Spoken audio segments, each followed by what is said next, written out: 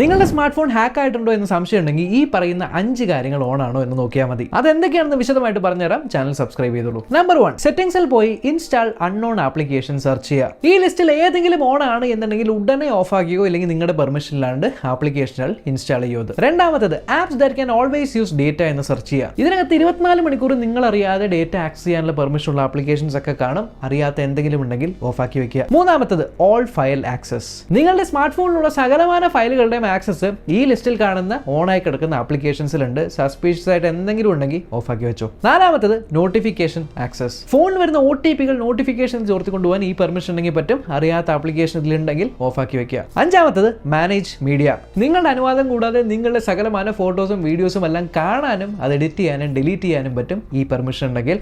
ആവശ്യമില്ലാത്ത ആപ്ലിക്കേഷൻ ഉണ്ടെങ്കിൽ ഓഫ് ആക്കി വെക്കുക. ആറാമത്തെ ഒരു ബോണസ് ടിപ്പും കൂടെ പറഞ്ഞുതരാം. Change system settings. ഈ പെർമിഷൻ ഉണ്ടെങ്കിൽ ഫോണിലെ സകലമാന സെറ്റിംഗ്സും നിങ്ങളുടെ പെർമിഷനില്ലാതെ മാറ്റാൻ പറ്റും.